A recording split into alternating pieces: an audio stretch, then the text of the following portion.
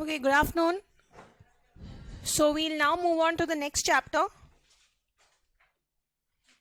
which is labor. So labor has some important concepts which we need to discuss, and all our problems will be based on these concepts. Okay, so the first concept in this particular chapter is the concept of idle time. Okay, so come to your concepts in page number 17. So first let's try to understand the meaning of idle time. So idle time is unproductive time. That is the time in which the worker is not producing anything. Okay, but the worker is paid for it. Okay, so the time during which the worker is not engaged in production but paid for. So idle time could be of two types. Okay, one is normal idle time and the other one is abnormal idle time. So the question is, how do you calculate idle time? So idle time is calculated as total time minus productive time. So let's say that the worker was in the factory for 8 hours. Okay, so the total time which the worker spent in the factory was 8 hours, but the worker was engaged in production only for 5 hours. So what is this difference? This difference of 3 hours is nothing but the idle time, which means for 3 hours the worker was not engaged in production. So now the question arises, what was the worker doing? Correct. So now when there is idle time, you need to figure out what are the reasons for such idle time. So idle time reasons could be divided into two types. One is normal reasons. Okay, things like the worker obviously needs to take a break for lunch, for tea. Correct. Then between finishing one job and starting the next job, the worker will spend some time. Correct. So these are all normal reasons. It is imperative that the worker will take a break. Correct. But suppose the worker was sitting on his phone, WhatsApping his wife or girlfriend or whatever the case may be. Correct. Or if the worker was just whiling away time talking to his friends. Correct. All of these are reasons for which the worker should not have been idle. Correct. So that is abnormal idle time. So of course, apart from this, there could be many reasons. Say there's power failure, there is a breakdown of machinery, or material is not readily available because of defective planning was not done properly. So all these are abnormal reasons because of which the worker will be idle. So now when there is a normal idle time and an abnormal idle time, how do you treat it? Do you treat it in the same way? No, you don't treat it in the same way. So whatever we studied in material, same thing we'll study here also. So when it comes to normal idle time, okay, normal idle time, their normal loss. What did we do with normal loss there? We either treated it as FOH or we inflated the material price. Here also same thing we will do. So if it is normal idle time, we will either inflate the wage rate or we will treat that normal idle time as FOH. If we inflate the wage rate will no longer be whatever it was originally. It will become higher. It will become more. That means the normal idle time hours are saying, I am not going to bear any cost if we are inflating the wage rate. Correct. But if we are treating normal idle time as FOH, factory overhead, then normal idle time hours will also bear the cost and your wage rate does not get inflated. Similarly, if you have abnormal idle time, what do you do with abnormal idle time? You charge it off to costing P&L account. Guys, is it okay? Everybody. So I have explained the treatment here. Normal idle time is treated as a part of the cost of production by either inflating the wage rates or charging to FOH. Abnormal idle time, it should be shown as a separate item in the costing P&L account. Is it okay, everyone? So what we're going to do now is we are going to write some examples for normal idle time and abnormal idle time, and then we're going to solve one problem on that. Okay, so first let's write down the examples. So let's write the examples for normal idle time. So 1 break, fatigue. Fatigue means tiredness.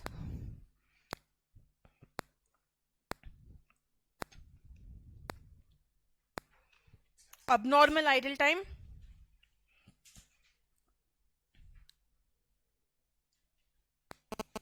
power failure, machine breakdown,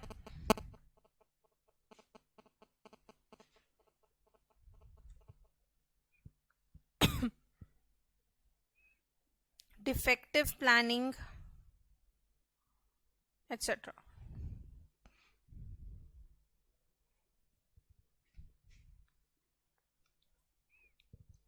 Okay, so let's move on to the problem now. So come to problem number 1. Under labor, treatment of normal and abnormal idle time. Okay, so let's read the question. X Limited provides you the following information for its 6 factory working days in a week. So in 1 week, the factory is working for 6 days. Hours as per time card 48 hours. Hours as per job card 36 hours. What does this mean? This is the total time spent by the worker in the factory, which is what? 48 hours. And this is the total time recorded on production, which is 36 hours. Daily allowance for lunch, personal needs, fatigue, maintenance of machine, 40 minutes. What is this? Normal idle time. This is normal idle time. So this is the daily allowance. I know that the employee will rather not work in these 40 minutes because of these reasons. This is absolutely normal. This is per day.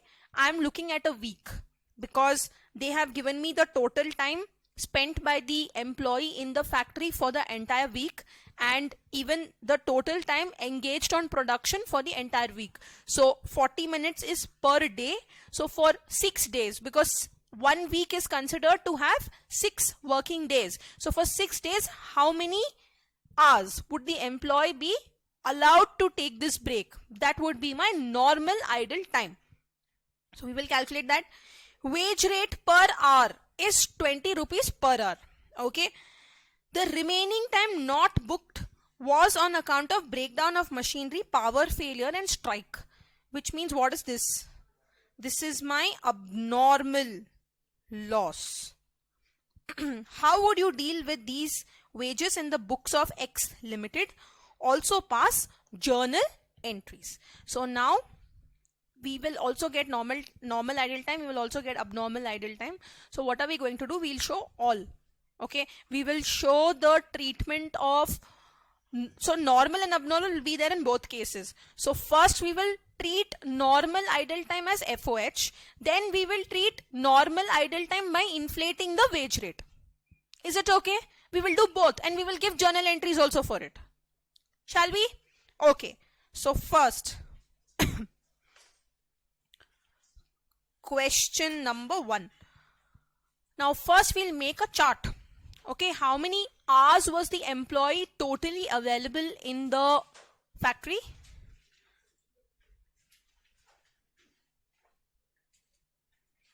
"48 hours. Out of this,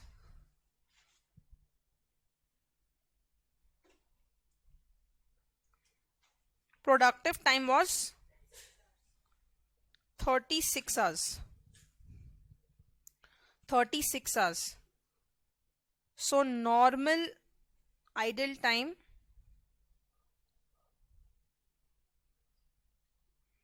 what did they say? 40 minutes per day. So into 6 days. But I want in hours. So divided by 60. So I get 4 hours. So still it's not tallying, right? 36 plus 4 is 40. But total hours were 48 hours. So what is this balancing figure here? Abnormal idle time balancing figure 8 hours.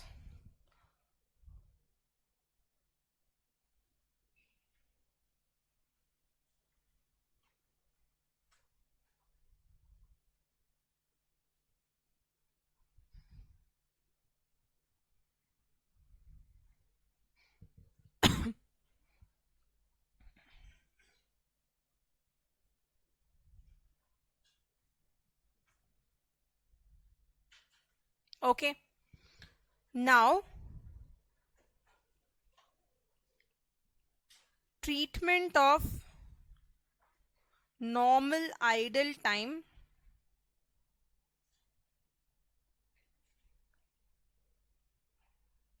by inflating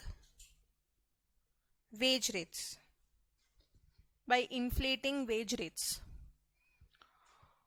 Okay, so first we will treat our normal idle time when we are inflating the wage rates. So first we need to find out total wages. Correct? Yesterday, remember when we did total apples, 100 rupees. That 100 rupees I don't have, I just have per hour. So first I have to calculate total wages. So total wages will be what, guys? 20 rupees is per hour into 48 hours. The employee will get paid for 48 hours. Yes or no? So how much do you get? 960 rupees. Correct? 960 rupees. Now,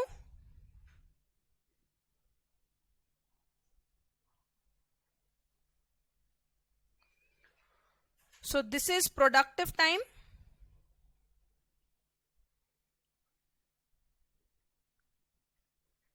Normal idle time and abnormal idle time. So we got this as 38 hours, this has 4 hours, this has 8 hours. So now this 960 rupees will be borne by how many hours? The remaining hours. So if we are inflating the wage rates, normal idle time says I am not going to bear any cost. Yes or no? Normal idle time says I am not going to bear any cost. Oh, 36. Okay. 36 hours. Okay. So now normal idle time says I am not going to bear any cost.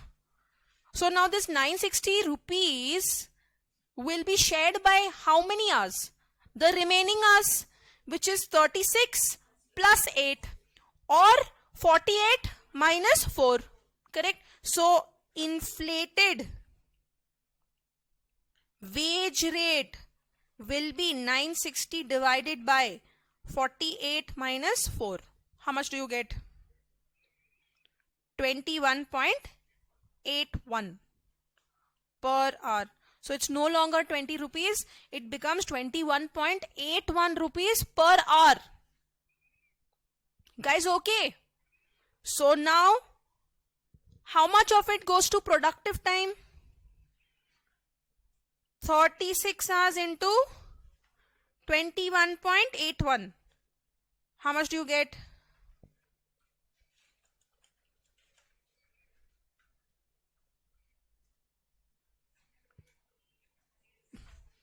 Correct? Correct? Here what will happen? Nothing. Why? Because we've inflated the rate. Correct? Normal idle time has told I am not going to bear any cost. Correct? Nothing will come here. Abnormal, how much? 8 hours into 21.81. Abnormal idle time will be valued at par with productive time. So how much do you get? 174.48. Does this add up to 960? It may not because of the round off.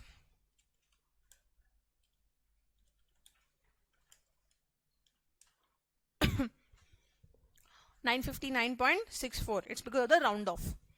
Correct? So what we can do is we can make this as 785 and we can make this as 175. Now it will add up, right? So shall we pass the journal entries? So journal entries will be, guys, first journal entry will be to incur wages.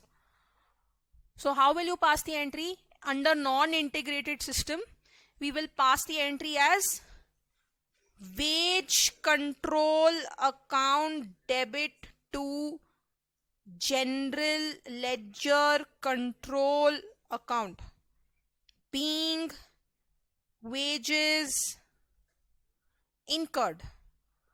How much? 960, 960. Correct.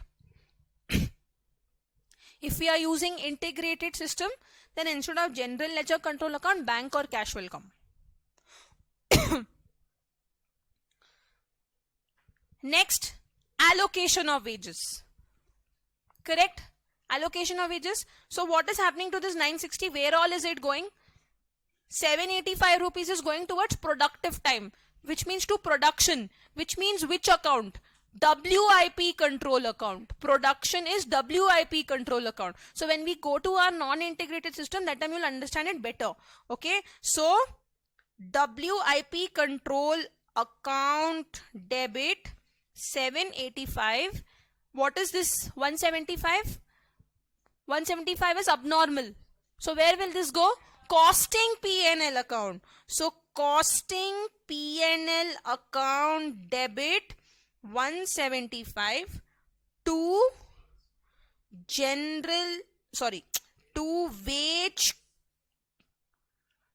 wage control account. How much? 960. Being allocation of wages. Being allocation of wages. Guys, okay? So wage control account has to be closed. So this is when you have treated the wages, the normal idle time part, by inflating the wage rate. So in this particular part, wage rate was no longer 20 rupees, it was 21.81. Now, treatment of normal idle time, treatment of normal idle time by treating it as FOH. By treating it as FOH. Guys, here will the wage rate change? No. Wage rate remains 20 rupees, which is the same. So now what happens?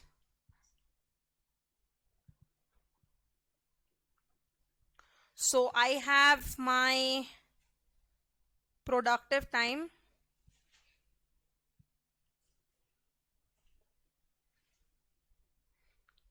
$36 hours. 36, right? Normal idle time, which is 4 hours, and abnormal idle time, which is 8 hours. So each will bear the cost. So per hour I have calculated 20 rupees already given to me in the problem. So here it will be 36 hours into 20. How much? 720. Here now normal idle time also will bear its cost. So it will bear to the extent of 4 hours into 20. So 80. And here it will be 8 hours into 20. So 160. So now how will you pass journal entries, guys? All entries will be the same only. First I will pass incurrence entry. How will my incurrence entry be? Wage control account debit to general ledger control account. How much? 960. 960 being wages incurred. Being wages incurred. Now, next one, allocation of wages. Correct? How will you allocate wages? So, what is going to production? 720 rupees. Correct? So, WIP control account debit 720. Where does 80 rupees go? FOH. That's what you're treating it as, right? So, factory overhead control account debit, how much? 80. Costing P&L account debit 160. To wage control account 960, being allocation of wages.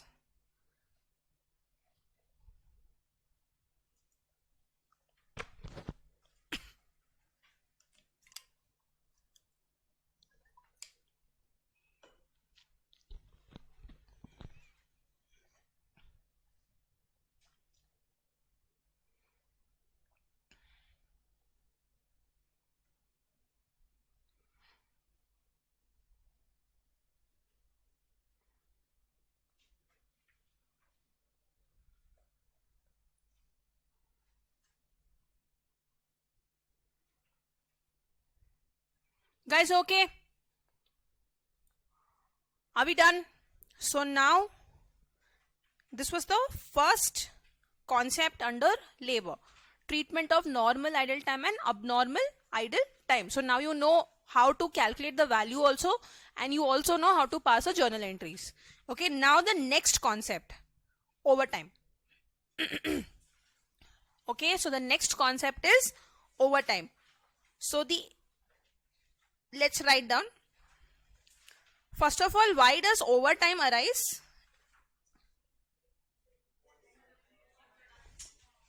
There could be various reasons. So there could be inefficiency. The workers are inefficient, because of which they're working extra. They didn't finish their daily targets. Correct? Then to meet production targets, like you said, there's more demand. So the production target has been set. So you have to work extra to meet your production target. Another reason could be understaffing. My workers are also efficient. I'm able to meet my production targets also, but I don't have enough people in my department for the amount of work. So that's why all of us are sitting until late and finishing the job. So there could be various reasons for overtime. So now when there is overtime, what do you do? Okay. So first let's understand what is overtime. So let's take this example which is given here. Okay. 8 hours was the normal working time and 4 hours was the OT or the overtime. Normal wage rate was rupees 10 per hour, whereas for overtime hours the wage rate was rupees 15. So obviously you are working over and above your normal working hours. So for overtime you have to be paid more. Correct? So in our example, 8 hours was normal, 4 hours was OT. Correct? For 8 hours, how much am I paying? 10 rupees. For overtime, how much am I paying? 15 rupees, which means for overtime, I am paying 10 plus 5. The 5 rupees that I'm paying extra is because of overtime. So now, when it comes to overtime, okay, how do you calculate the components of overtime? Overtime has 2 components. Okay, how many components? 2 components. So let's see what they are. The first component is normal payment. Normal payment.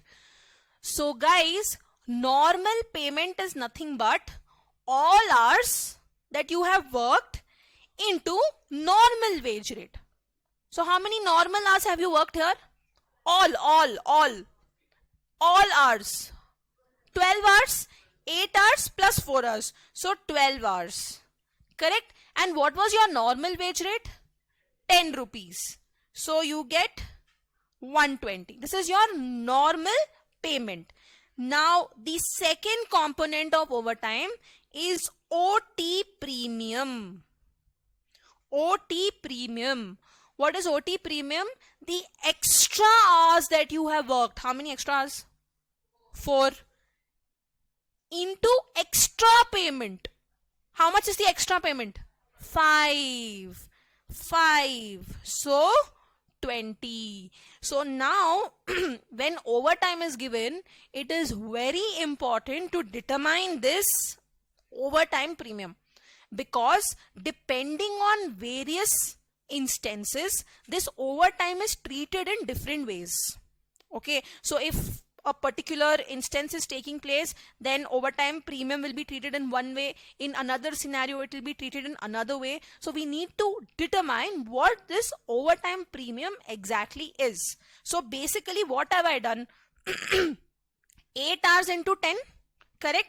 4 hours into 15 I've split into two parts, correct? 4 hours into 15, how have I split? 4 into 10 plus 4 into 5. Yes or no? I have clubbed these two together here. And the extra payment 4 into 5, what have I done? I've kept it separately as OT premium. Guys, did you all understand? So in a overtime problem, if a full-blown overtime problem comes, then the first thing you need to do is calculate what the overtime premium is. So normal payment, overtime premium. Okay, so depending on the cases, we will treat this OT premium in different ways. So let's see in what ways they are treated. Suppose overtime is the regular policy of the organization. So, on joining the organization, only on paper it is written that your timings will be from 10 to 6. But every day it is from 10 to 10. It's normal. It's a known fact. Nobody argues over it. So, it's a regular policy of the organization, right? So, then what do? Then what we do is we calculate one inflated wage rate. Why? Because the logic is, now when you are regularly going to be working at overtime, why do you need a separate rate for normal hours and overtime hours? It doesn't make any sense, right? You calculate a weighted average rate and pay on that rate only. Why do you want different rates and create confusion? Calculate one rate, it's enough. Okay, so if it's a regular policy, then you will calculate one rate. How we will calculate that we will see. Okay, but for now you remember that we will calculate one rate. If it is due to the customer's desire, customer has given order, customer is pressurizing you, I need this order finished by Friday, whatever it is. Otherwise, I cannot go forward with whatever I have on hand. So the customer is pressurizing you. Then what do? Then overtime premium will be charged to the customer, which means it will be charged to the job. So when you prepare that cost sheet for the job for that customer, that time in direct wages, you will put this normal payment also, you will put this overtime premium also. Both will get charged to the job, to that particular customer. Okay. If it is due to the production policy, season, so say my business is seasonal, now I am into manufacturing, say sweets, Diwali is coming up. Okay. So now it's the season. So because it's the season, my production policy says that I have to work overtime. Then in that case, what do? Then in that case, the overtime premium part will be treated as FOH. So this part, normal payment will go to direct wages. Overtime premium will be treated as FOH. Guys, is it okay? And if it is due to abnormal conditions, which could be anything, say flood, fire, earthquake, whatever be the case.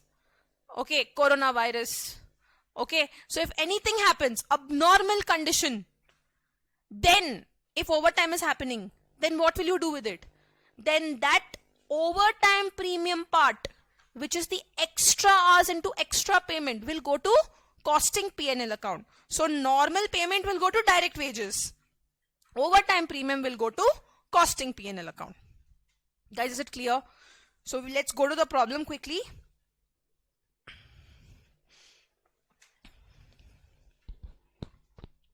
Come to problem number 2.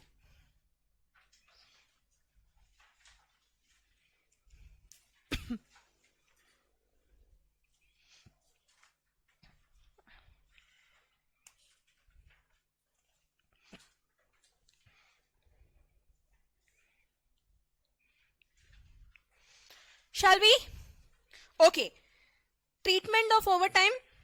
In a factory, the basic wage rate is rupees 10 per hour and overtime rates are as follows. Before and after normal working hours, 175% of basic wage rate. Sundays and holidays, 225% of basic wage rate. What is the basic wage rate? 10 per hour. This is the normal wage rate which is given during normal working hours. But during Sundays and holidays, how much am I giving? 225% of 10 rupees, which means 22.5 rupees per hour. Correct? And if I'm working after and before normal working hours, how much am I giving? 175% of basic wage rate, which means 10 rupees into 175%, 17.5 rupees. Correct? So it's very simple. Now, during the previous year, the following hours were worked. Normal time was 1 lakh hours. Overtime before and after working hours, 20,000 hours.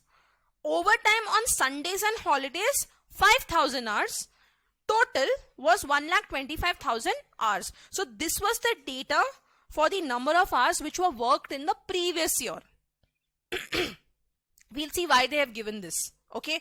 The following hours have been worked on job Z. So we are talking about a job. Okay. And they have given us the hours which we have put in for this particular job. So normal hours are 1,000 hours. Overtime before and after working hours, 100 hours. Sundays and holidays, 25 hours. And total, 1125 hours. So in order to finish this job, we need 1125 hours, normal plus overtime put together. Okay.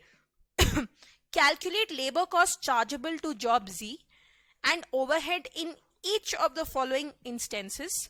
So we are supposed to calculate how much of labor cost will be charged to job Z, which means what?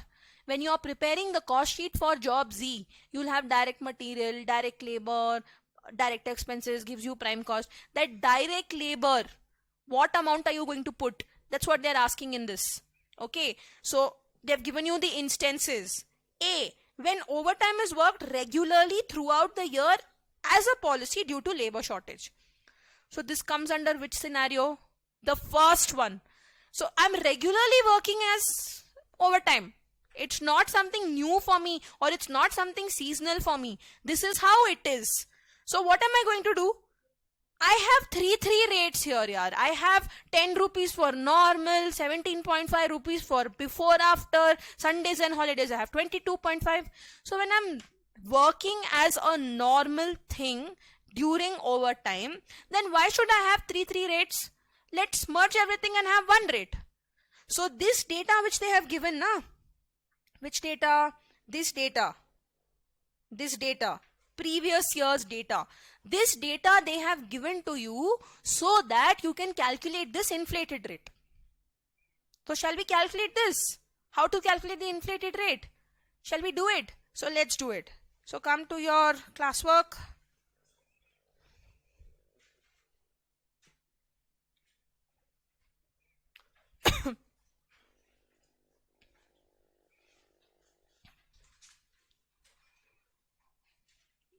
Question number 2.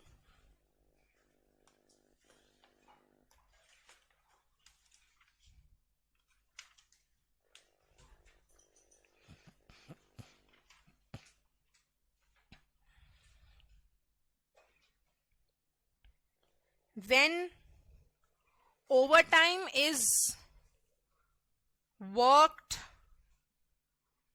regularly throughout the year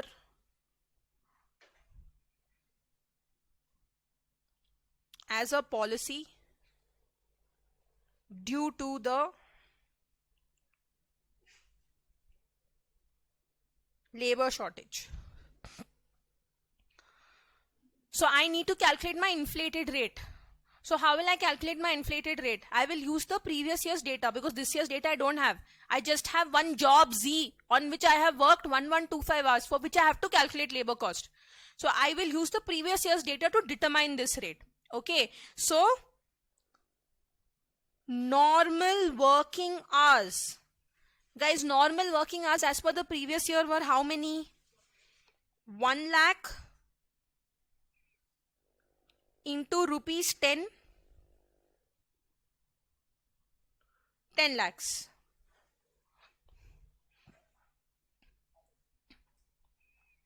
Guys, correct? 10 lakhs. Then before and after normal working hours. How many hours? 20,000? 20,000 hours. Guys, what rate? 10 into 175%. So how much do you get? 3,50,000. And Sundays and holidays. How many hours? 5,000 hours. Rate is 10 rupees into 225%. So how much do you get? 1,12,500. So this was the total that I had paid in the previous year towards direct wages and overtime. So total.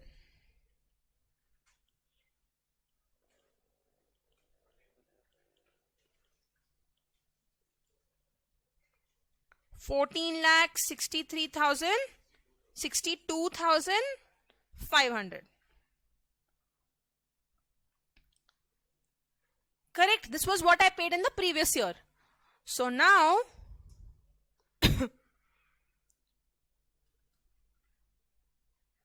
weighted average rate per hour. How do I calculate the rate per hour? Total wages divided by number of hours. How many number of hours, guys? 1,25,000 hours. So how much do you get?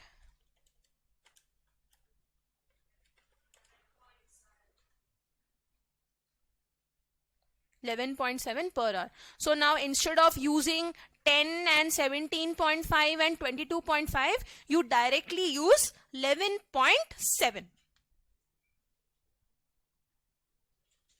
Guys, okay? So now wages charged to job Z will be, do I need to do it separately? No, right? Now it's the same thing, one rate. So how many hours have I worked on job Z? 1125 hours into 11.7. So how much do you get? 13,162.5.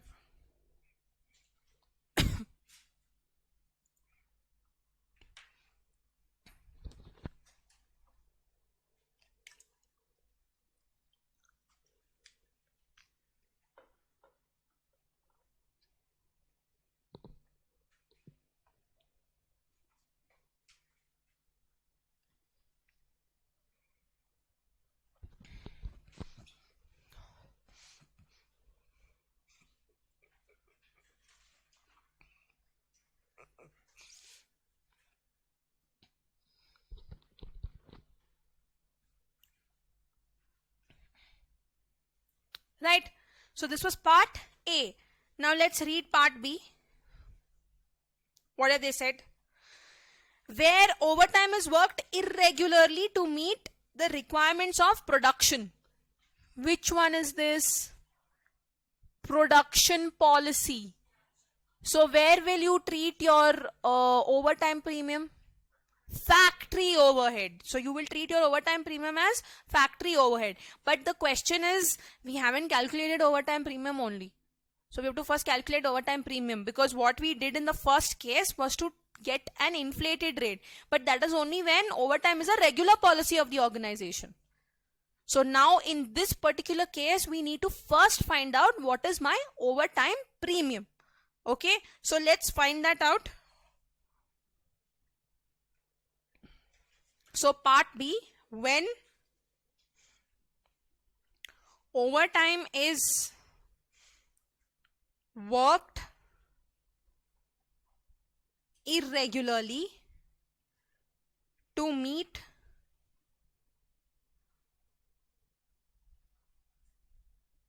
production requirements, to meet production requirements,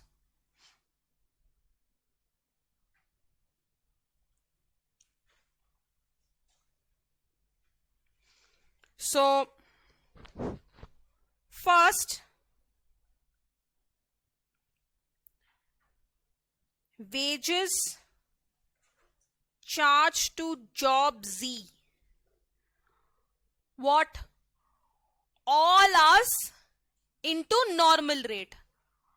So for job Z, what are all hours? 1125, all hours. So 1125 hours into 10 rupees. So 11250. This is what will be charged to the job. When I say it is charged to the job, what am I trying to tell? So when I am putting the cost sheet in place, material labor cost will be 11250. Correct? What will happen to overtime premium? Factory overheads. So let's calculate overtime premium. So guys, overtime premium, how will we calculate? 1000 hours were normal. So overtime before and after working hours. How many hours? 100 hours into extra rate. How much is extra rate? 7.5. 17.5 minus 10 rupees. 17.5 minus 10 rupees. So let's show that. 17.5 minus 10. How did I get this 17.5? 10 into 175. Guys, this 10 rupees. So this 17.5 I can break up as 10 plus 7.5, right? This 10 rupees I've already considered here, no? Here I have taken 10 rupees into 1125 hours. 1125 hours is nothing but 1000 plus 100 plus 25. So this 100 hours ka 10 rupees I've already considered it there. So I'm only taking that extra, which is what? 7.5. 17.5 minus 10. Did you all understand? So how much do you get? 750. And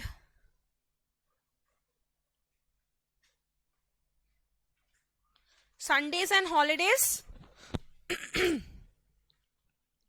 25 hours into, again, extra. How much is the extra? 22.5 minus 10. 10 rupees I've already considered there. So 22.5 minus 10, which is 12.5. So how much do you get? 312.5. So total overtime premium payment will be what? 750 plus 312.5, which is 1062.5. This will be treated as FOH. Treated as FOH.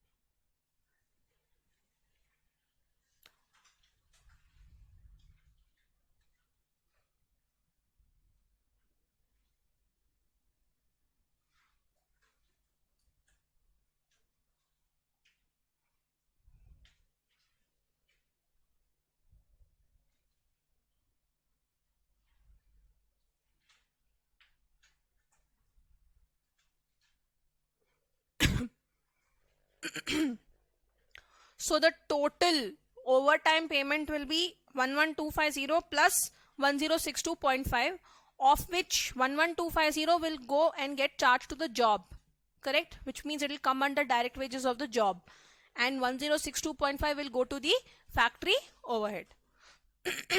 Is it okay? Now let's move on. Third part, where overtime is worked at the request of the customer to expedite the job. What will you do with overtime premium? Entire thing charged to the job, to the customer, to the job. So we have written no wages. Okay, first let's write down the case. So when overtime is worked at the request of the customer to expedite the job, what happens? Overtime premium is charged to the job, correct? So what is charged to the job? Wages charged to the job. No need to calculate again, you've already calculated, no? 11250 plus 1062.5. This will also be charged to the job.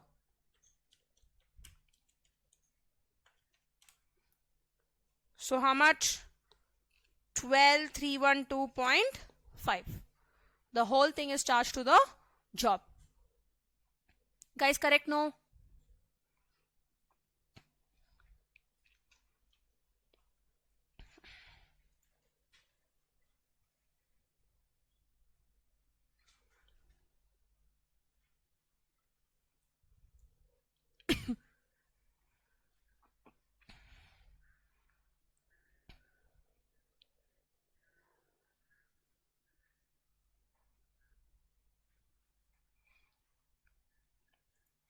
Guys, last case, where overtime is worked on account of abnormal reasons. What happens? Costing P&L. What goes to costing P&L? Overtime premium. So let's write down. So part D, when overtime is worked due to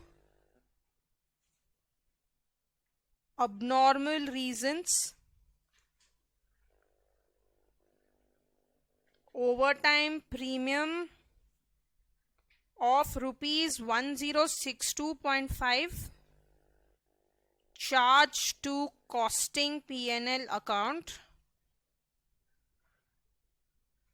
wages of rupees 11250 charged to job, correct?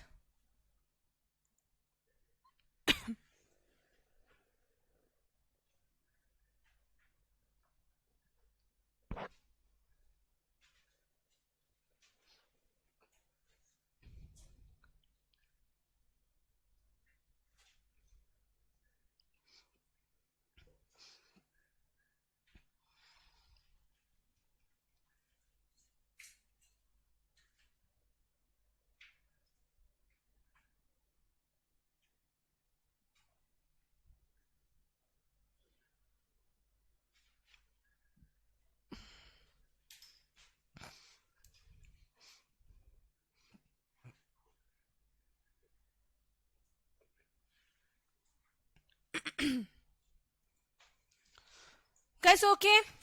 So this was about overtime. So now come to your concepts.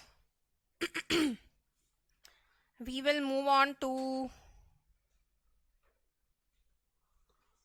come to page number 19. We will move on to a new concept called labor turnover. Labor turnover.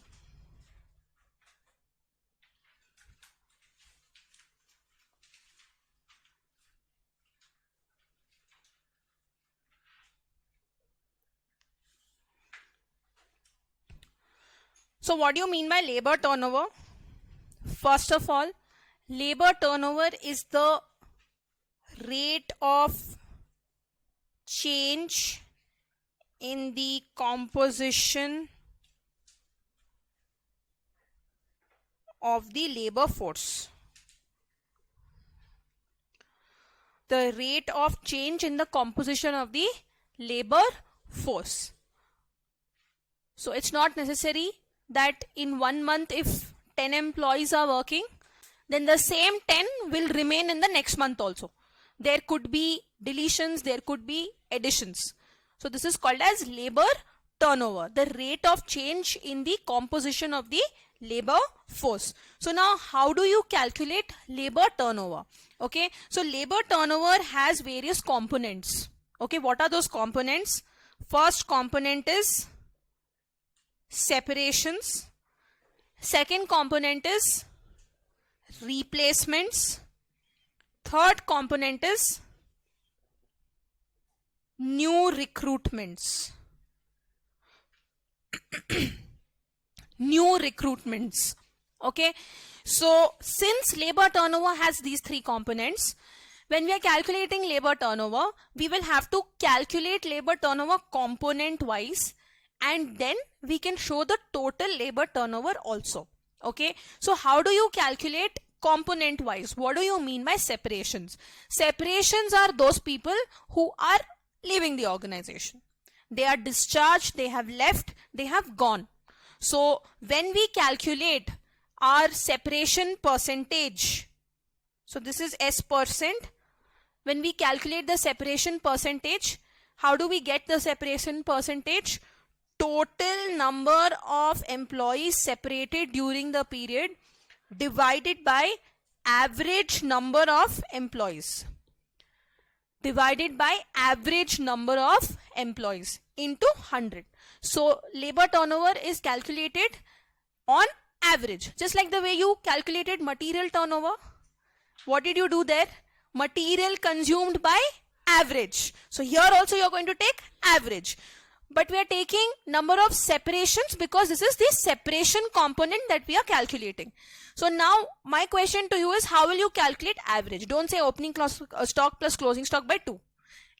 People cannot be opening stock and closing stock. So we will take workers at the beginning plus workers at the end divided by 2. Is it okay? So see, I have given it on the next page. Average number of employees during the period is calculated as follows. Number of employees at the beginning plus number of employees at the end of the period by 2. So when you calculate the separation percentage using the number of separations, you will get one part of your labor turnover. Now, labor turnover is not just because of people leaving. Labor turnover could also be because of people coming in. Correct? So we will calculate the second component of labor turnover, which is replacement method, or R%, which is the replacement percentage. So number of replacements are those people who have been replaced, okay, or who are replacing the people who have left and gone. Is it okay? So now people have left my organization and gone. Now in place of them, I have to appoint new people. So these new people have replaced the old people. Hence they are known as the replacements. So our percentage replacement method, how will we calculate?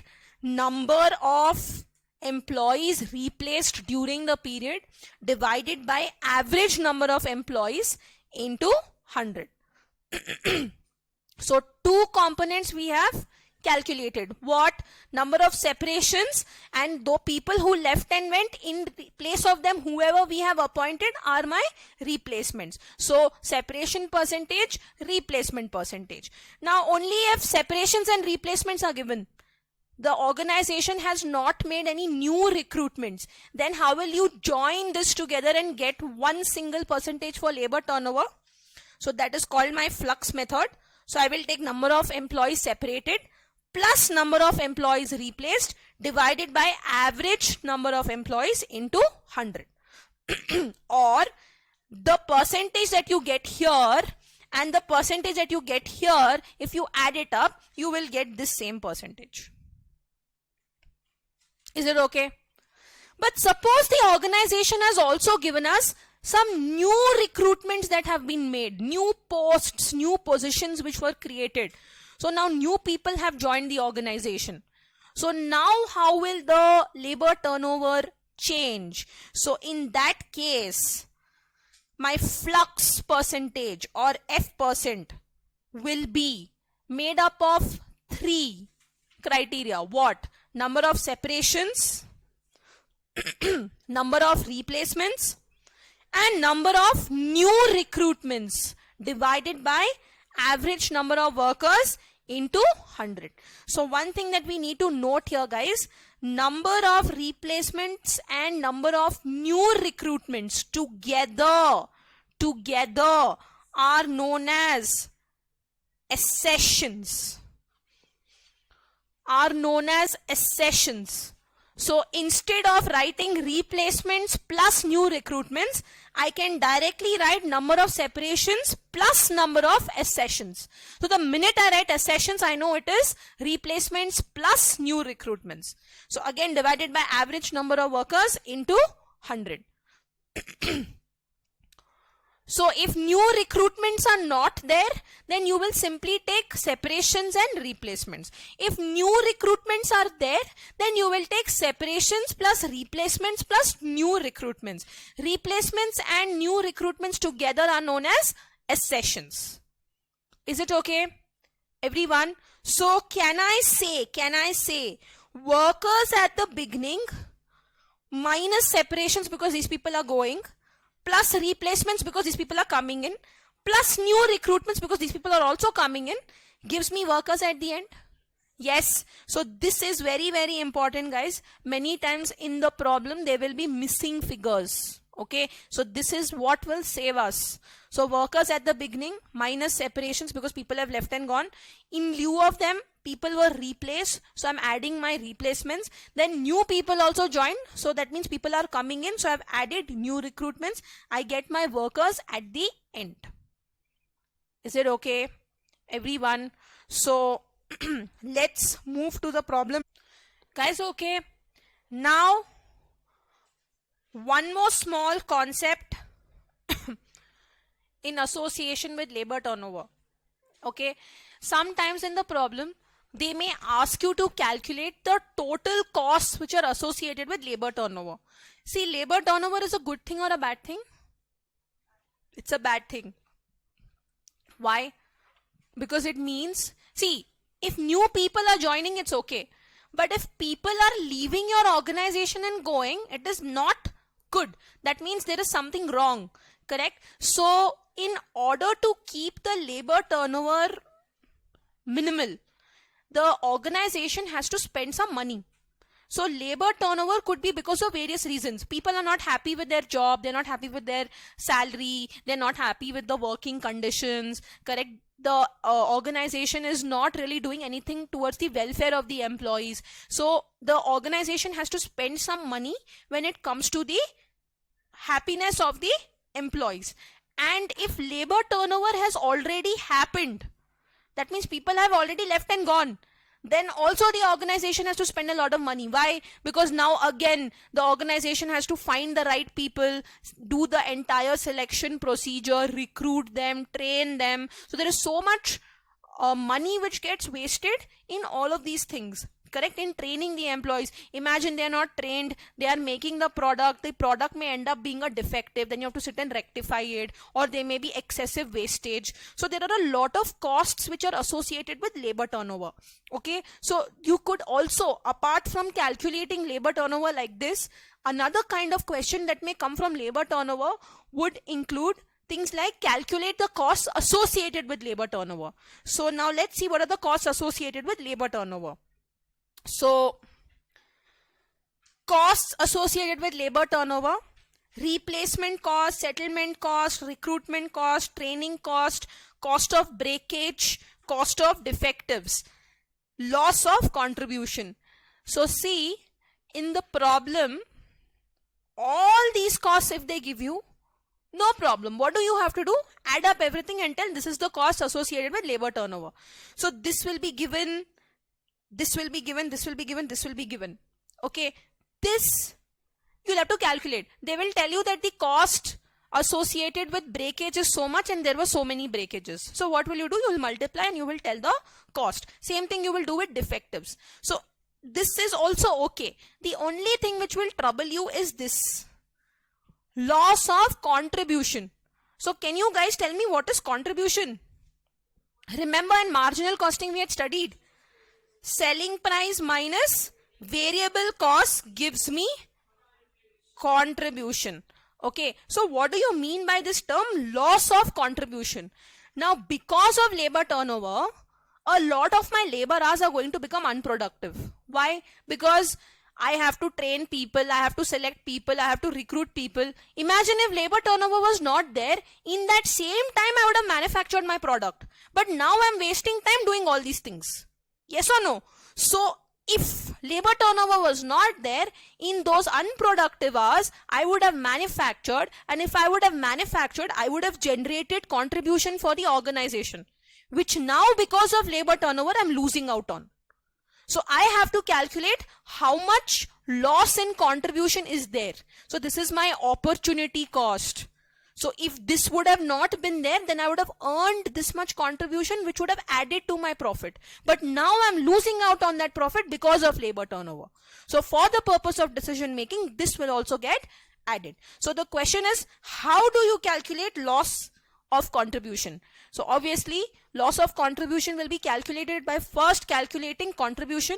So you will calculate contribution per hour, and once you get contribution per hour, you will multiply it with the number of hours which were lost.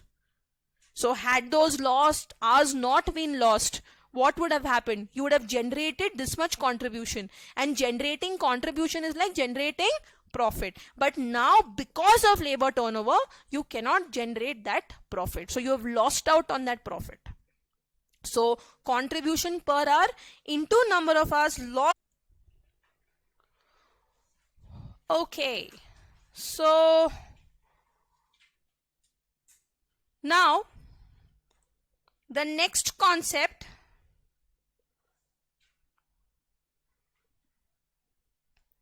is the concept of wage payment. Okay, how are wages paid? So usually the broader plans of payment involve two things. One is time based, one is output based. Okay, so when we are looking at time based system of payment, workers are paid on the basis of the number of hours that they have worked. And when we are looking at output based, workers are paid on the basis of the number of units produced by them. Okay, so if you come here, see this, when it comes to time based, number of hours worked, whether it's hours or days or months, depending on how the wages are paid, into rate. So if they have given you rate per day, then you have to take number of days. If they have given you rate per hour, then you have to take number of hours. If they have given you rate per month, then you have to take number of months. Okay. Output based. Output based wages will be number of units produced into rate per unit. So this is on the basis of how many units have been produced by the employee. Okay, now these two systems are kept as the base and incentives are added. Okay, so the various incentive plans look like this. Okay, so this we will not be doing because this is not part of your syllabus. But for the old syllabus students, I'll do this. Okay, because I'm not sure what they will ask in the exam. So how many old syllabus guys are there? Yeah, so you all have to wait after class till we finish this. Okay, wait when? After class. Okay, so what is relevant to us right now is Halsey plan, Rowan plan. they are the premium bonus plans.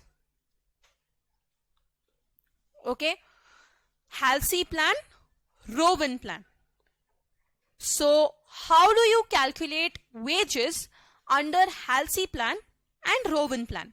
Okay, now under Halsey plan, so when we are looking at premium bonus plans, we need to keep certain things in mind. Okay, there's certain terminology that we need to keep in mind. What is this terminology? First, something called as standard time or standard rate. Okay, this is the first thing. Second thing, actual time or actual rate. And the third thing, time saved. So guys, what do you mean by this? Now let's take an example. According to me, okay, according to me, you all can solve all the questions in this book in 10 hours. In how much time? In 10 hours. All the questions in this book, according to me, you all can take 10 hours to solve it. Okay, so now I leave you all and I go and I come back, and what do I find? All of you have finished all the questions. So I ask you, how long did you take to finish all these questions? So he says, ma'am, I took 7 hours.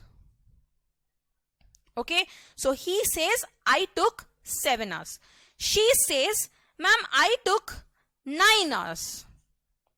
Okay, and he says, ma'am, I took 11 hours. Okay, so now let's try to understand what is happening here. Okay, this 10 hours which I allocated to y'all to finish all the questions in this book, this is called as the standard time. Okay, standard time. Is it okay? This time which y'all actually took to do these questions is called as actual time. Is called as actual time. So now when I asked him, he said he took 7 hours. So 10 hours was what I gave him. 7 hours was what he actually took to do the job. So is that a good thing or a bad thing? It's a good thing, right? Out of 10 hours, he saved me 3 hours. He is so efficient. Yes or no? So this time saved. What is this time saved? Time saved is standard time minus actual time. So in his example, how much is my time saved? 3 hours. Correct? Similarly, in the second case, when she said she took 9 hours, it's not bad, right? She was supposed to do it in 10 hours. She did it in 9 hours. So did she also save some time? Yes, she also saved some time, and she saved time to the extent of 1 hour. Whereas he was supposed to do it in 10 hours, but he took 11 hours to do it. So is that good or bad? It's not good. It's bad. Why? Because he was supposed to finish it off in 10 hours, but he took 11 hours, which means there is no time saved here. So based on this time saved, bonus is given to the employees. Okay, under Halsey plan also, under Rowan plan also. Okay, now in the last case where he did not save any time, don't write -1 here and don't remove his wages. So if there is no time saved, then bonus is 0, that's all. But his basic wages he will get. So don't use extra brains. Okay, so now how do we calculate wages under Halsey plan? So wages under Halsey plan are calculated as basic wages plus bonus. Okay, so what is basic wages? Whatever number of hours you have worked into rate per hour. Okay, whatever number of hours you have worked into rate per hour. So this is time-based payment. The basic wages under Halsey plan are time-based payment. So whatever hours you have worked for, you get paid for it. Okay. So time taken, which is nothing but my actual time, into rate per hour. This is my basic wages. Bonus. How do we calculate bonus? Bonus is calculated on time saved. So 50% of time saved into rate per hour. So in this case, he will get bonus on 3 hours. So 50% of time saved, which is 3 hours, into rate, whatever be the rate. Similarly, here in the second case, bonus will be 50% of time saved, which is 1 hour, into rate, whatever be the rate. And in the third case, 0. Bonus will be 0. Don't put minus there. Keep that in mind. Is it okay? Because there was no time saved. So time saved will not be -1. Time saved will be 0. That's it. He will get paid for the number of hours that he has worked for. That's it. Guys, is it okay? Everybody? Yeah. Okay. So this is your Halsey plan. Now coming to Rowan plan. So how do you calculate wages as per Rowan plan? Same thing. Basic wages plus bonus. So basic wages calculated in the same way. How? Actual time into rate. Time based. But bonus is calculated differently. So how do you calculate bonus? You are paid time saved into rate in the ratio of actual time by standard time. So here, how did I pay time saved? I paid time saved as 50% of time saved. Here, how am I going to pay time saved? I am going to pay time saved in the ratio of actual time by standard time. Guys, did you all understand? So it's very important in premium bonus plans to understand what is standard time, what is actual time, okay, what is time saved. Did you all understand? Yes. So sometimes we may also need to calculate the efficiency of the worker. Okay, so efficiency can be calculated on the basis of time. It can also be calculated on the basis of output. Okay, so the formula which I have given here is on the basis of time. So how do you calculate the efficiency of a worker on the basis of time? Standard time by actual time into 100. Or if we were to calculate efficiency on the basis of output, then how will you calculate? Actual output by standard output into 100. Please write this. This is not given.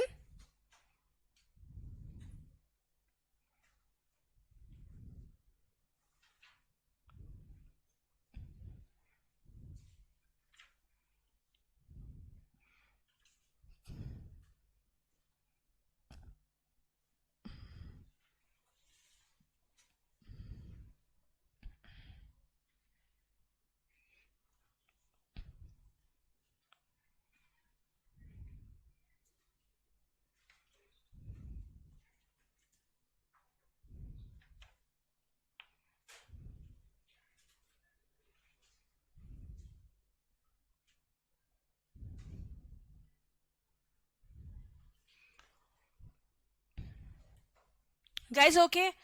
Now, one more small formula that you need to write under Halsey or Rowan, whatever be the case. Sometimes in the question, they ask us to compute something called as effective earnings per hour.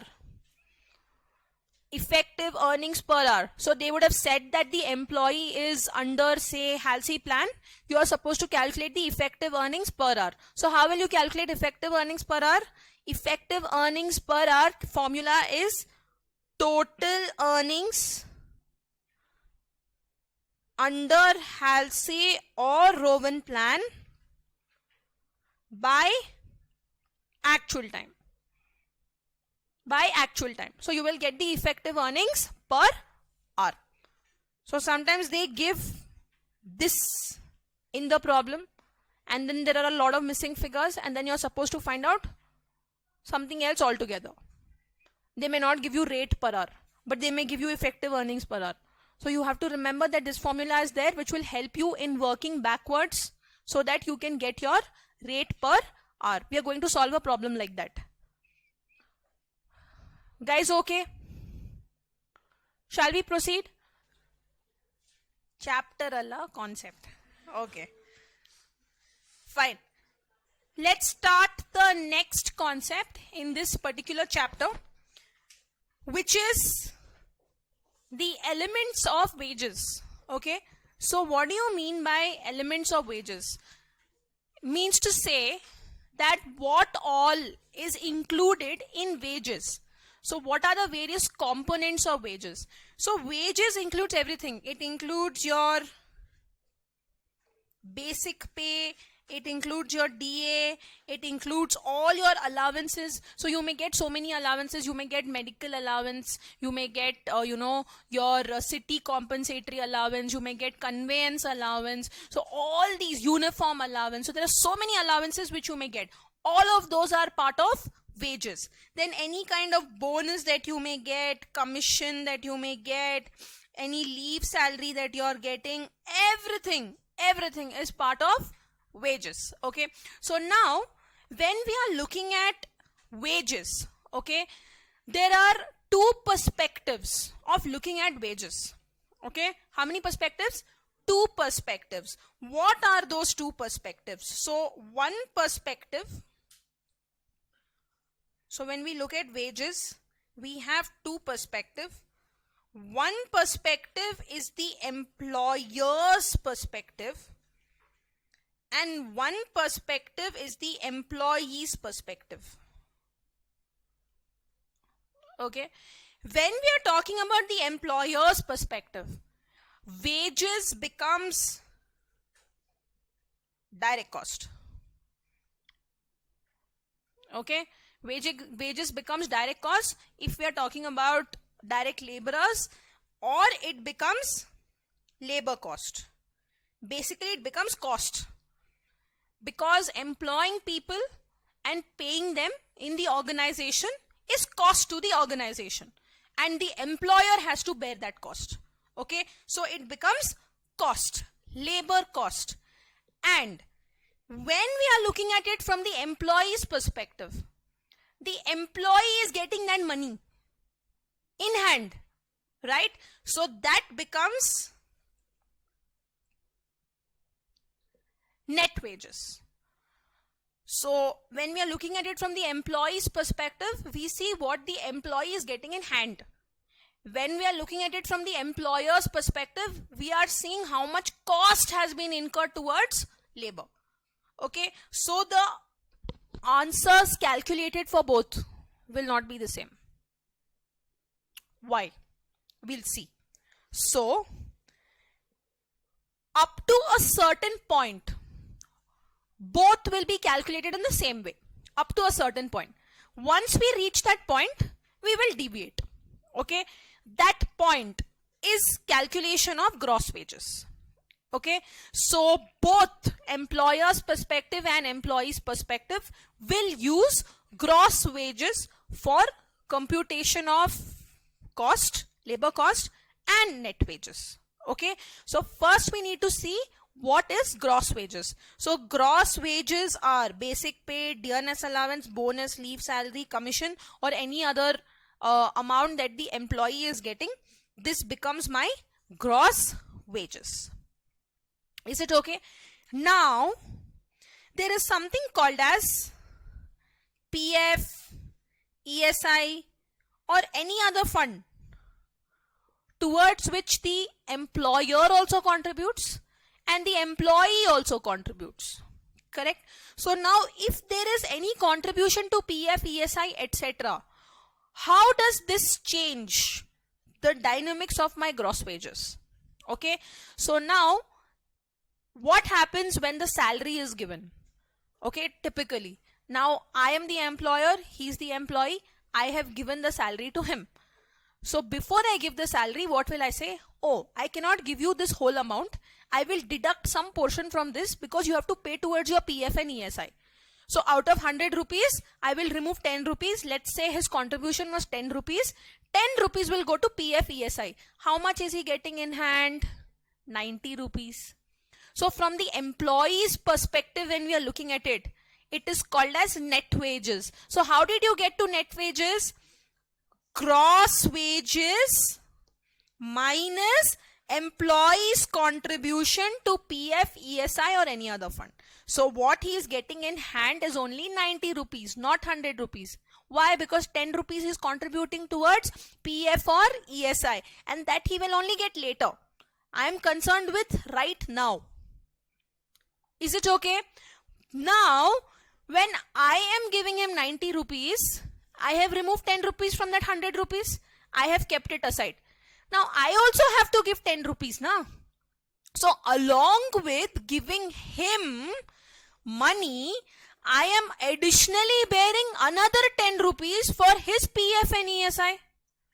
So, if you are looking at my cost, what will my cost be? My cost, who am I? Employer. My cost will be gross wages, which I'm anyway paying him. And over and above that, I also have to contribute towards his PF or ESI. So, plus employer's contribution to PF, ESI gives me my labor cost. Guys, is it okay? Everybody. So, over and above the wages that I'm paying him, I'm also contributing towards his PF or ESI, no, which is not included in gross wages. Was it included anywhere here? No, right? That is separately being paid from my account. Correct? So my total cost will be what? My total cost will be what I'm paying him plus what I'm paying towards his fund, which he is not getting now, but he'll get later. Guys, correct? So when you look at it from the employer's perspective, it becomes labor cost. How do you calculate labor cost? Gross wages plus any contribution towards PF, ESI or any other fund. If I'm looking at it from the employee's perspective, now from the employee's perspective, he's not getting the whole salary in hand. Why? Because some part of it will go to his PF, ESI. Right? So net wages will be gross wages minus employee's contribution to PF, ESI or any other fund. Guys, is it okay? So now, sometimes you may be asked to calculate labor cost per hour. So how will you calculate labor cost per hour? First, you'll have to calculate total labor cost. How? This one. Labor cost is to the employer. So you will calculate total labor cost. But I need per hour, which means I have to divide it by the effective labor hours. So now the question arises, what are effective labor hours? So effective labor hours computation, total days available minus leaves or holidays or any other reason because of which the employee was not present at work gives you actual days worked. Correct? Into hours worked per day gives me my actual hours available. Correct? Minus normal idle time gives me effective labor hours. Guys, is it okay? So when you calculate labor cost per hour, your labor cost per hour will be total labor cost. How will you calculate that? Gross wages plus employer's contribution to PF, ESI, because the employer along with paying wages also has to separately contribute towards PF, ESI or any other fund. So his labor cost will be the sum of both. Correct? Divided by effective labor hours. What do you mean by effective labor hours? Total days available minus holidays, leaves, because the employee didn't come on those days. So that gives me the actual days worked. But I need it in terms of hours. Correct? So into hours per day, I will get the total hours available. But those hours may be available, but the employee may not have worked on all hours, right? There may be idle time. So normal idle time. Should I remove abnormal idle time? No. Why? Because this labor cost will be, the cost will be borne by abnormal idle time and good hours. That's why I've only removed normal idle time from here. If normal idle time was to be treated as FOH, then no need to remove that also. Correct, we did first problem. Their normal idle time will be treated, will absorb the cost basically. Yes or no? So here I'm assuming that we are inflating the wage rate. Guys, okay, see from where we connected what?